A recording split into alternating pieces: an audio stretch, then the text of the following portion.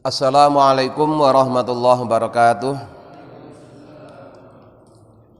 Bismillahirrahmanirrahim. Alhamdulillahirabbil alamin. Wa bihi nasta'inu ala umuri dunya waddin. Assalatu wassalamu ala asrofil anbiya'i wal mursalin Sayyidina wa maulana Muhammadin wa ala alihi wa ashabihi ajmain, amma ba'du. Hadirin ma'asyiral muslimin hafizakumullah. Malam ini melanjutkan penjelasan tentang muraqabah, yaitu kesadaran bahwa kita ini senantiasa diawasi oleh Allah. Kemarin dalam hadis yang pertama dijelaskan bahwa muraqabah ini merupakan kata lain dari ihsan, yaitu ketika kita beribadah kepada Allah seakan-akan kita melihat Allah. Bila belum mampu merasa melihat Allah, maka paling tidak merasa dilihat oleh Allah. Malam ini saya bacakan hadis yang kedua. Bismillahirrahmanirrahim. Asani, hadis yang kedua. An Abi Dzarin, dari Abi Dzar. Abi Dzar itu nama panggilan. Nama aslinya Jundub bin Junadah, yaitu Jundub bin Junadah. Di nama dia sendiri Jundub, bapaknya namanya Junadah, terus dia punya anak Dzar, sehingga dia dipanggil bapaknya Dzar. Bapaknya Dzar itu siapa? Itu loh Jundub. Jundub siapa? Jundub anaknya Junadah. Wa Abi Abdirrahman, dan Abi Abdirrahman. Siapa nama asli Abi Abdirrahman itu? Adalah Mu'adz bin Jabal, yaitu Mu'adz bin Jabal. Jadi nama aslinya Mu'adz bin Jabal, tapi sering dipanggil dengan Abi Abdirrahman. Radhiyallahu anhuma, semoga Allah meridhoi Abi Dzar dan Abi Abdirrahman. Ar-Rasulillah, dari Rasulullah sallallahu alaihi wasallam, qala, Rasulullah bersabda, ittaqillaha, bertakwalah kepada Allah, haitsuma kunta, dimanapun kalian berada. Wa atbi'i sayyi'atal hasanata, dan ikutilah keburukan dengan kebaikan. Tamhuha, niscaya kebaikan itu akan menghapus dosanya keburukan. Wa khaliqin nas, dan berakhlaklah terhadap manusia, bihulukin hasanin, dengan akhlak yang baik. Rawahu, telah meriwayatkan hadis sapa Turmudi, Imam Turmudi. Wa qala, dan Imam Turmudi mengatakan hadisun hasanun, hadis tersebut termasuk hadis hasan. Hadirin ma'asyiral muslimin hafizakumullah. Hadis kedua ini ditulis oleh Imam Turmudi dan status hadisnya hasan. Diriwayatkan dari Abi Dzar dan Abi Abdirrahman.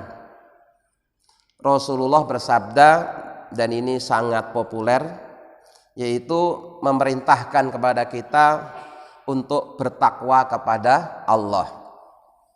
Takwa itu punya banyak definisi. Masing-masing ulama mendefinisikan tentang takwa. Namun demikian, dari beberapa definisi tentang takwa, yang paling populer dan ini paling mencakup semuanya, yaitu melaksanakan perintahnya Allah serta menjauhi larangannya.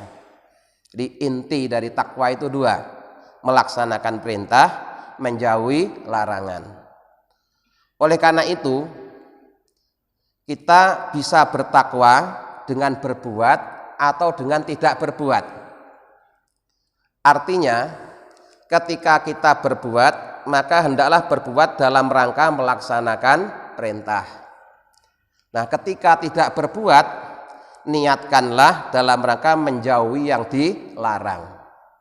Sehingga orang yang takwa itu berbuat atau tidak berbuat tetap nilainya takwa. Ya. Berbuat atau tidak berbuat tetap dinilai sebagai takwa. Berbuat dalam rangka melaksanakan perintahnya Allah, ketika tidak berbuat apa-apa dalam upaya meninggalkan yang dilarang oleh Allah. Di taat itu isinya ya dua itu, melaksanakan perintah, menjauhi larangan. Jadi ketika kita tidak melaksanakan perintah, niatkanlah dalam rangka meninggalkan larangan, sehingga tetap dalam status sebagai orang yang takwa. Kemudian takwa ini diperintahkan oleh Rasulullah untuk kita lakukan di mana saja kita berada. Artinya tidak ada tempat khusus untuk takwa, ya. Tidak ada tempat khusus untuk takwa. Takwa itu bisa dilakukan di mana saja. Bisa di masjid, bisa di rumah, bisa di jalanan, bisa di kantor, bisa di tempat kerja. Dimanapun kita bisa bertakwa. Kuncinya itu tadi, ketika berbuat dalam rangka melaksanakan perintah, ketika tidak berbuat dalam rangka menjauhi larangan. Nah, orang yang selalu takwa kepada Allah dimanapun dia berada, itulah orang yang disebut muraqabah, orang yang selalu sadar diawasi oleh Allah, sehingga dia berbuat dalam rangka melaksanakan perintah, ketika tidak berbuat dalam rangka menjauhi larangan. Dan takwa ini letaknya bukan di pakaian, tetapi adanya di dalam dada, ya. At-taqwa hahuna. Ketika Rasulullah menjelaskan letak takwa itu sambil mengisyarahkan memegang dadanya. Jadi takwa itu adanya di dalam hati, bukan di penampilan lahiriah.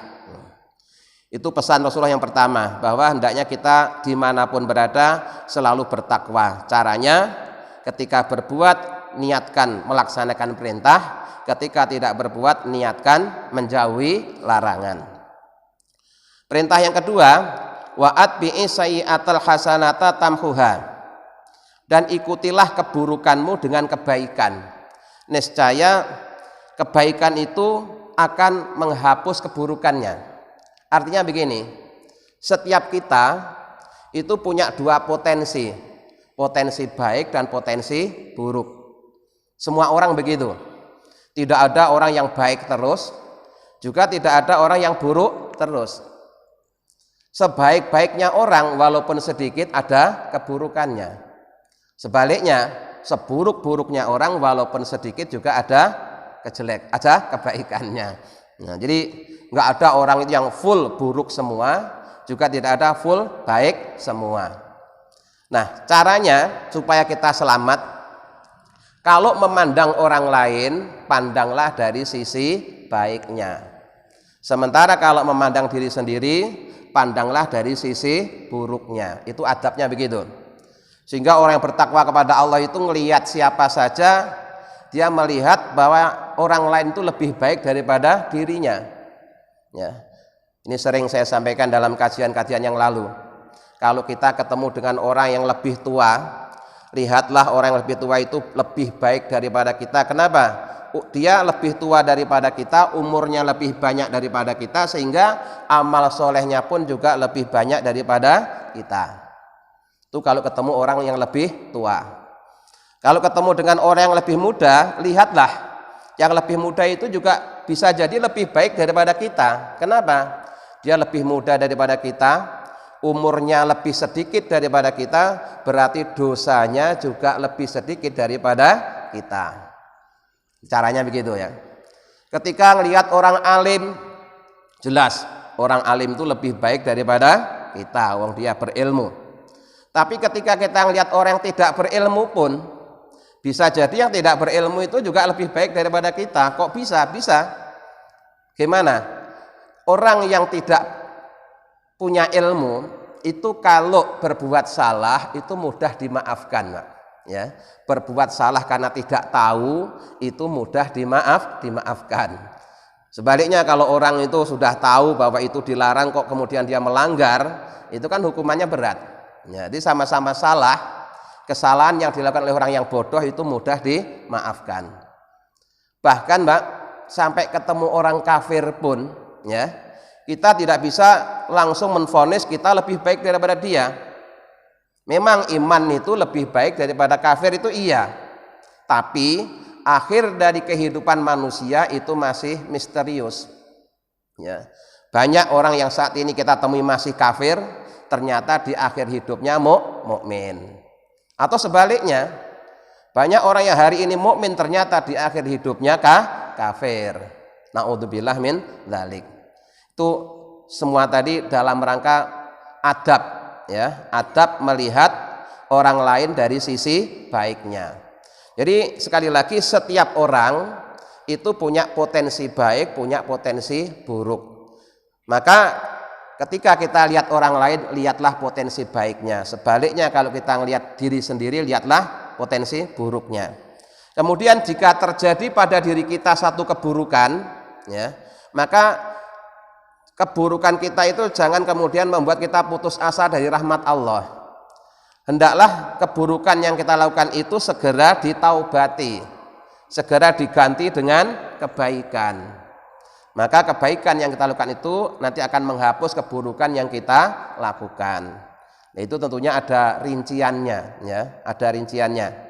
Jadi yang terkait dengan hak adami, hak sesama manusia, ya memang kalau kita berbuat kesalahan terhadap manusia itu ada prosedurnya, ya, sesuai dengan tingkat kesalahannya.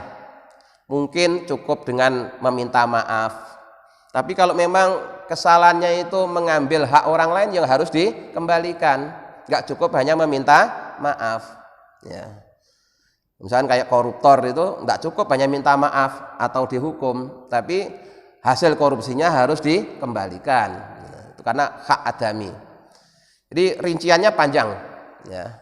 Kemudian kalau kesalahan kita, keburukan kita terkait dengan hak Allah, itu kalau untuk dosa-dosa kecil itu bisa diampuni dengan cara berbuat baik, ya. Misalnya kayak dosa kecil yang terjadi pada muka kita, mulai dari mata kita, hidung kita, mulut kita ini, tangan kita, kaki kita. Untuk dosa-dosa yang kecil itu bisa terhapus dengan cara berwudu. Cukup dengan wudu sudah diampuni. Tapi itu dosa-dosa kecil. Kalau dosa besar, ya harus bertaubat, ada pertaubatannya, gitu ya. Jadi kebaikan akan menghapus kesalahan atau keburukan itu ya ada ukurannya masing-masing. Kalau dosa kecil cukup dengan wudu aja sudah terampuni. Tapi kalau dosa besar ya harus ada taubat secara khusus. Kemudian pesan Rasulullah yang ketiga, wa khaliqin nas, dan berakhlaklah terhadap manusia. Ingat ya, pesan Rasulullah ini bukan kita disuruh berakhlak kepada orang beriman, bukan Rasulullah menyuruh kita untuk berakhlak kepada orang Islam, tapi Rasulullah menyuruh kepada kita untuk berakhlak terhadap sesama manusia. Sehingga masih umum, namanya manusia itu ya ada yang mukmin, ada yang kafir. Jadi selama dia manusia, pandanglah dia sebagai makhluknya Allah, ya. Jadi kalau toh dia belum beriman tapi dia manusia, kita tetap dianjurkan untuk berbuat baik kepada mereka sebagai makhluk Allah, sebagai manusia, ya. Tentunya nanti haknya beda-beda, ya. Jadi sesama manusia, seagama, sebangsa, setanah air itu tentunya akan beda-beda. Tapi yang jelas Islam mengajarkan kepada kita untuk berbuat baik kepada manusia, siapa saja, apapun sukunya, apapun kebangsaannya, dan apapun agamanya. Selama dia manusia, dia makhluknya Allah, kita harus berbuat baik terhadap sesama ciptaan Allah. Nah, jadi orang Islam itu tidak hanya berbuat baik sesama Islam. Orang beriman tidak hanya berbuat baik kepada sama orang beriman, tapi juga berbaik kepada semua manusia, ya. Jadi berbuat baik kepada sesama manusia, apapun sukunya, apapun bangsanya, dan apapun agamanya. Ini 3 pesan, ya, yang merupakan inti dari ajaran agama Islam, baik yang terkait dengan hablum minallah maupun hablum minan nas. Kemudian hadis yang ketiga, ya. Asalisu hadis yang ketiga, Ani bin Abbas, dari Ibnu Abbas. Ibnu Abbas itu berarti anaknya Abbas. Nah, Abbas itu pamannya Rasulullah, jadi anak pamannya Rasulullah. Radhiyallahu anhuma, semoga Allah meridhai Ibnu Abbas dan Abbas. Qala, Ibnu Abbas berkata, kuntu khalfan Nabi sallallahu alaihi wasallam yauman. Pada suatu hari saya dibonceng oleh Rasulullah. Di ceritanya ketika itu Ibnu Abbas itu masih umur sekitar 10 tahun, ya. Karena anak pamannya jadi dekat dengan Rasulullah. Masih umur 10 tahun itu kalau bahasa santri dia sudah mondok di Rasulullah. Nah, suatu hari ketika Rasulullah sedang jalan-jalan sambil naik onta, itu Ibnu Abbas itu dibonceng di belakang itu ya. Kemudian dalam perjalanan itu Rasulullah memberikan pelajaran kepada Ibnu Abbas. Sampai di sini itu kita bisa ngambil pelajaran bahwa mengajar itu tidak harus berada di forum-forum resmi atau formal. Sebagai seorang pendidik itu hendaknya seluruh aktivitasnya dalam rangka mendidik. Dan itulah yang ditiru oleh para kiai-kiai pengasuh pondok pesantren. Di sana tuh jam belajarnya 24 jam. Ya. Ada pelajaran yang diajarkan di dalam kelas, ada pelajaran yang diajarkan di luar kelas. Di dalam kelas kita mempelajari teks-teks agama, ya. Di luar kelas kita mempelajari ahwal, perilaku para ulama.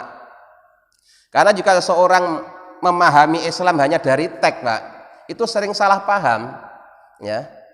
Seseorang yang mempelajari Islam hanya dari teks tanpa melihat perilaku para ulama pendahulu kita itu sering salah paham.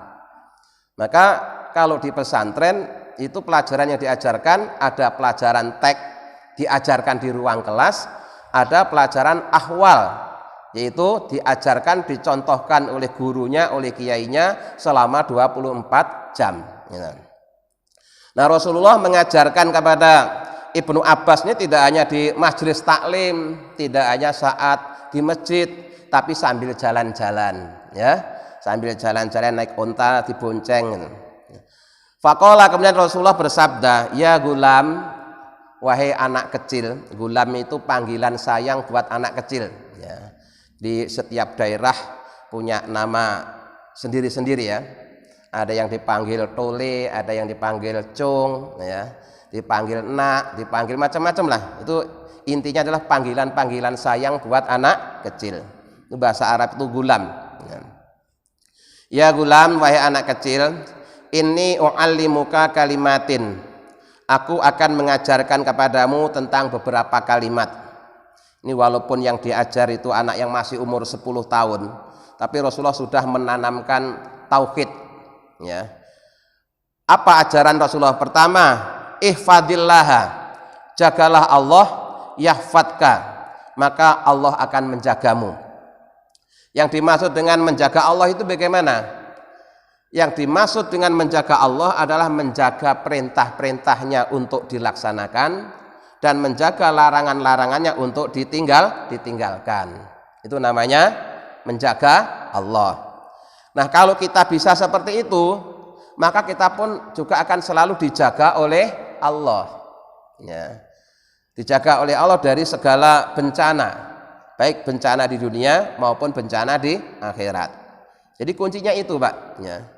Kalau kita pengen dijaga oleh Allah, ya perintah-perintahnya Allah jaga, laksanakan, larangannya jaga, tinggalkan, maka kita akan dijaga oleh Allah. Ihfadillah, jagalah Allah, tajidhu, maka kau akan mendapati Allah tujahaka, di depanmu.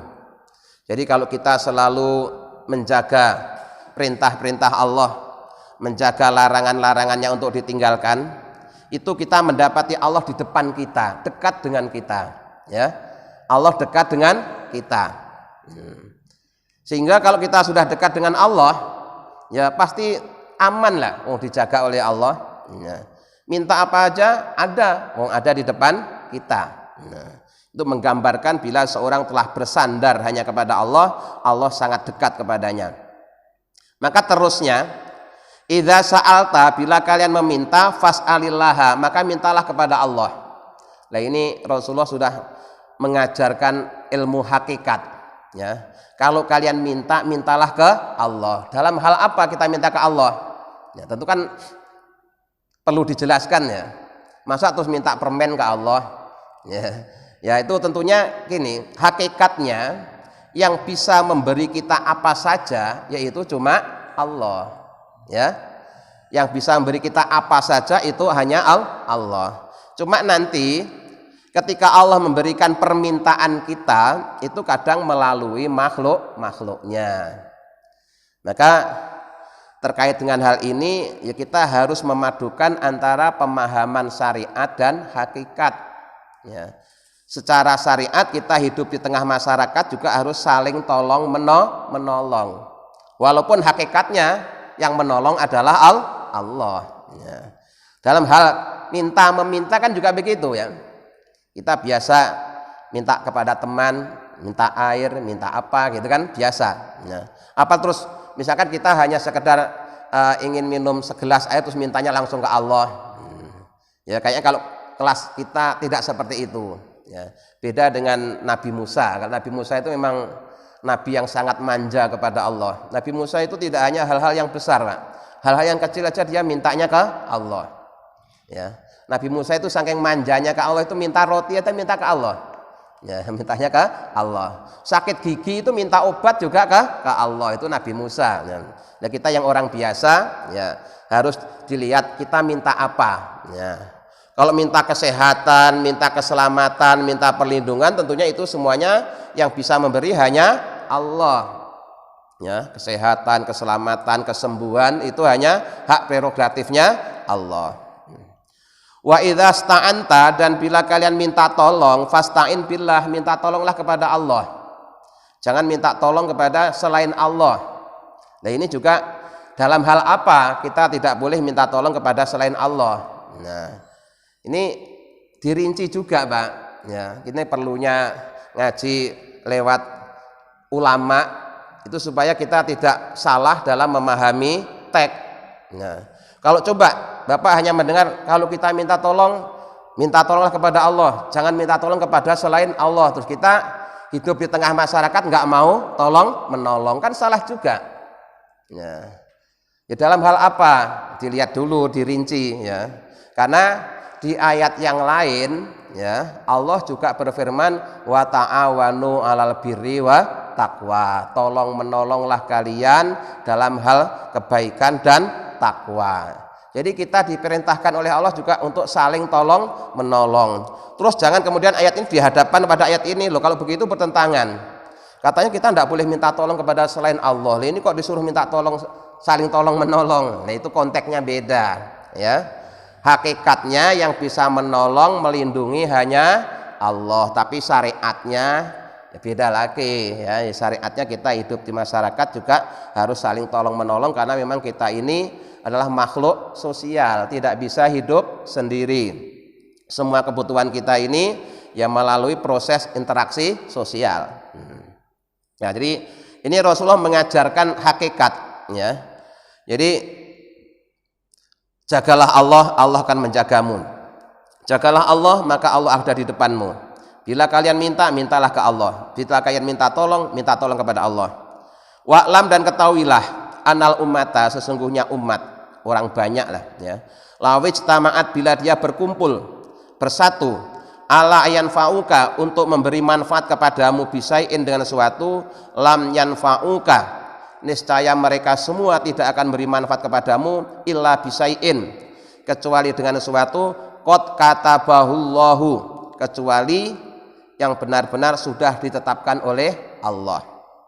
Jadi sekali lagi dalam hadis ini Rasulullah mengajarkan kepada Ibnu Abbas untuk hanya bersandar kepada Allah, berlindung kepada Allah, minta tolong kepada Allah. Bahkan dijelaskan oleh Rasulullah, seandainya semua orang berkumpul bersatu untuk memberikan sesuatu yang manfaat kepadamu, maka mereka tidak akan bisa memberikan manfaat kepadamu dengan sesuatu kecuali jika sudah ditetapkan oleh Allah. Artinya semua yang terjadi pada diri kita itu semuanya berdasarkan qada qadarnya Allah. Ya, qada qadarnya Allah. Walaupun banyak orang menolongmu, membantumu, mengangkatmu untuk jadi presiden, tapi takdirnya kamu tidak jadi, ya tetap nggak jadi. Ya, gitu lah maksudnya ya, tetap nggak jadi. Nah, Allah bisa aja bikin tidak jadi karena memang takdirnya dia tidak jadi. Nah, sekarang sebaliknya, ya. Wa inni tama'u, dan seandainya umat berkumpul bersatu ala ayadurruka, untuk membuat sesuatu yang membahayakanmu, ya, bisain dengan sesuatu, lam yadurruka, niscaya mereka tidak akan memberikan bahaya kepadamu, illa bisain, kecuali dengan sesuatu qad katabahullah, yang Allah sungguh benar-benar telah menetapkannya, alaika, kepadamu. Jadi sebaliknya, jika semua orang sepakat berkumpul untuk mencelakai kita, ya, maka mereka tidak akan bisa mencelakai kita kecuali jika memang sudah ditetapkan oleh Allah. Ya. Jadi selamat atau celaka itu yang nentuin qada qadarnya Allah. Ya.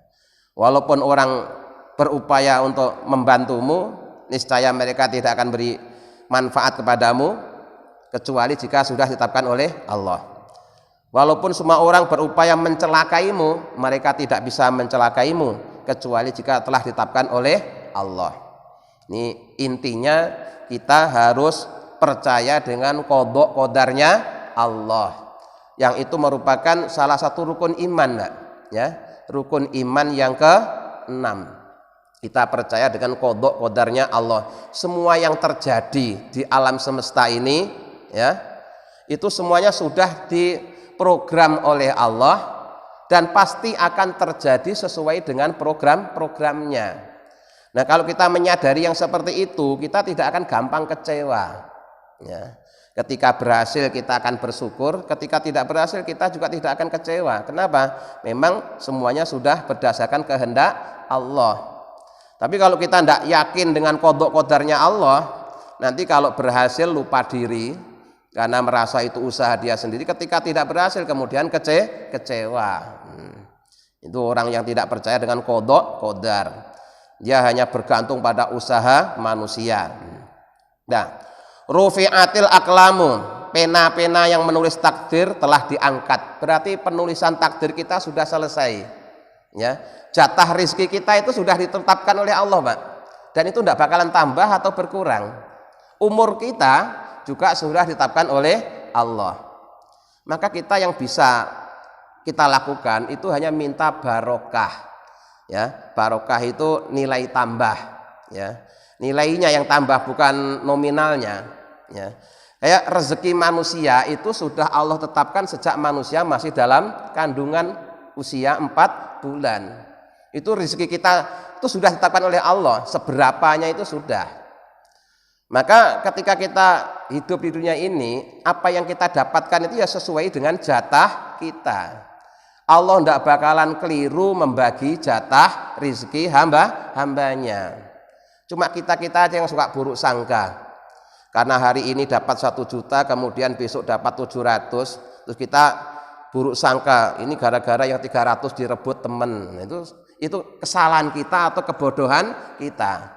Padahal bisa jadi memang tulisannya di Lauhil Mahfud hari ini dapat 1 juta, besok cuma 700. Mungkin begitu, ya. Nah, kita karena pakai ukuran kebiasaan tadi itu. Nah, pakai ukuran kebiasaan. Padahal bisa jadi jatah kita setiap hari itu memang beda-beda. Ya. Dan rezeki Allah itu bukan hanya uang saja, sehat dan lain-lain itu juga bagian dari rezeki. Yang jelas takdir kita itu nulisnya sudah selesai. Kita saat ini tinggal menjalani takdir. Nah, nanti tanda-tanda orang yang ditakdir baik itu akan dimudahkan jalannya melakukan kebaikan. Diajak berbuat baik itu juga enak. Kenapa? Karena memang takdirnya dia jadikan orang baik. Tapi kalau takdirnya buruk, Pak, itu diajak kebaikan juga susah. Itu loh tanda-tandanya. Jadi bersyukurlah kita kalau selama ini diseru kebaikan terus terasa ringan tuh mudah-mudahan ini menjadi bukti nyata atau tanda bahwa kita kodoknya memang dikodok orang baik. Buktinya apa? Diajak baik gampang gitu. Jadi rufi'atil aqlamu itu pena, pulpen yang nulis takdir kita itu sudah selesai. Wajafatis suhufu, dan tinta yang digoreskan sudah kering. Ya, gambarannya takdir manusia itu nulisnya Allah sudah selesai, sudah tidak bakalan berubah. Yang bisa merubah ya hanya Allah.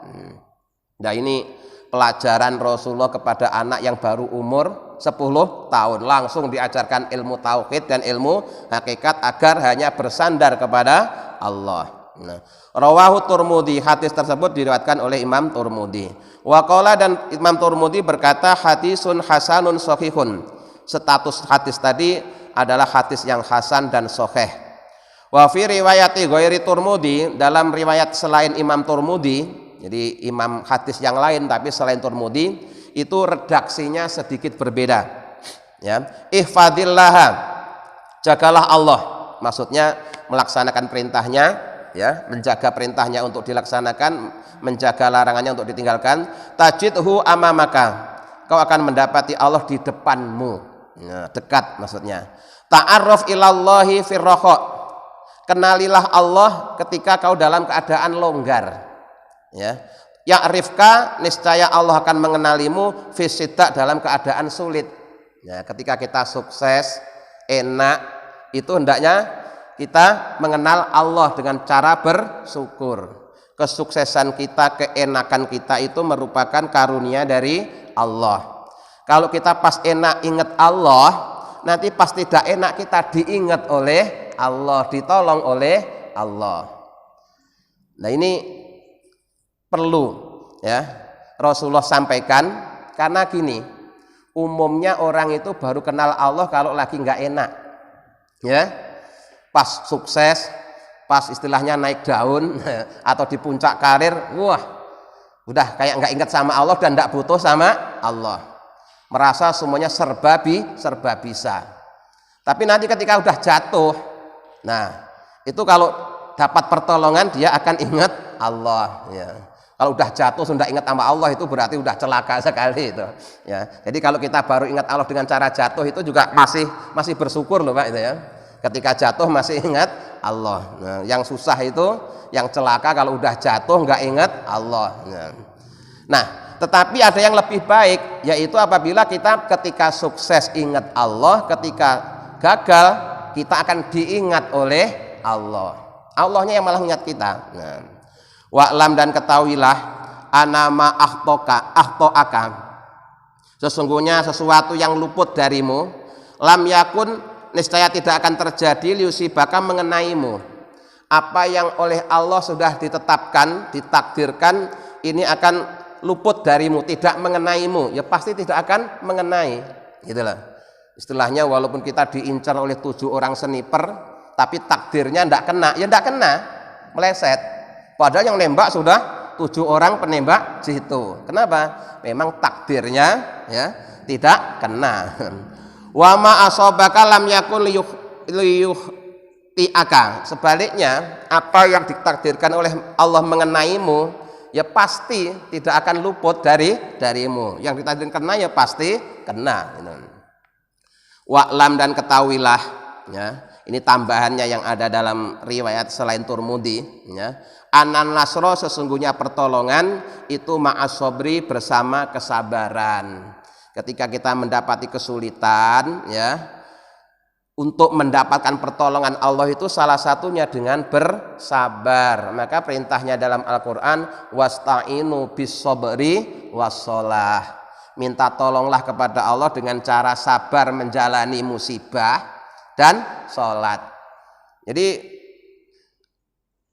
maksudnya pertolongan bersama dengan kesabaran itu bahwa ya terkadang memang musibah itu harus terjadi pada diri kita, tidak bisa kita tolak, ya.